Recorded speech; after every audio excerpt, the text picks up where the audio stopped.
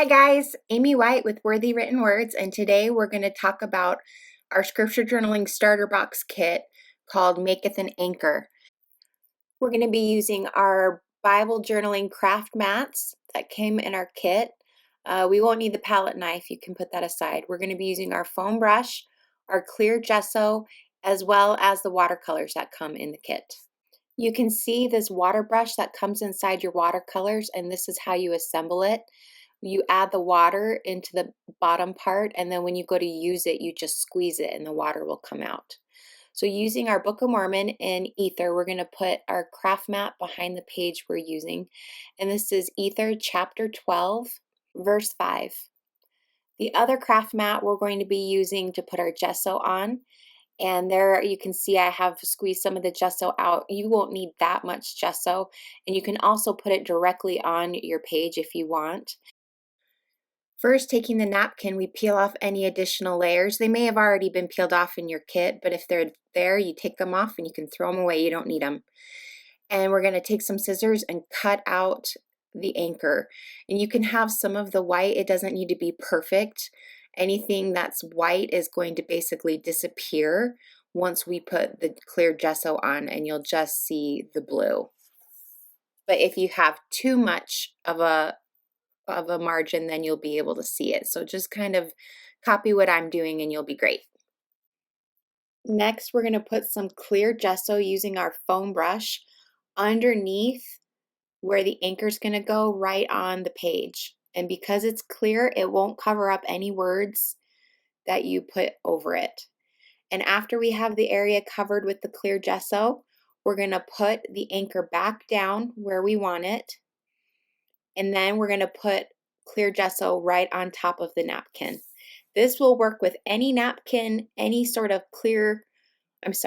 any sort of tissue paper.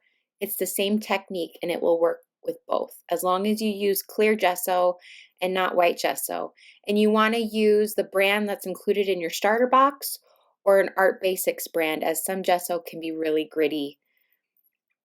And then you just, using a wipe, can clean your craft mat right off.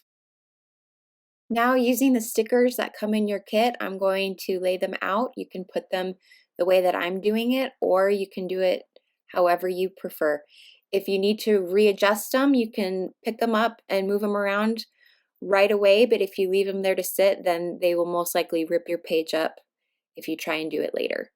So make the adjustments that you need right away.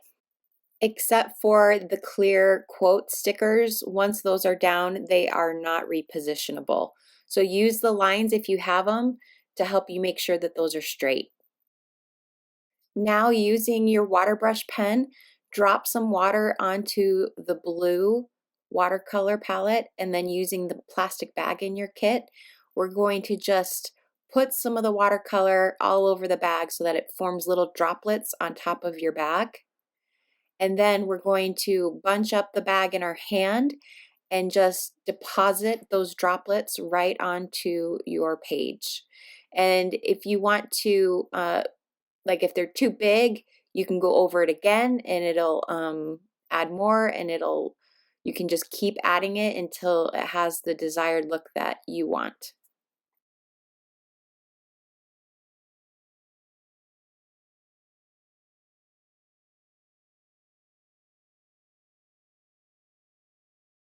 Now I'm going to do the exact same thing again with the blue, but I'm going to add the red to it. And if you need to get rid of a color and do a new color, then that's what the sponge is for. You can push the water until it runs clear on that sponge.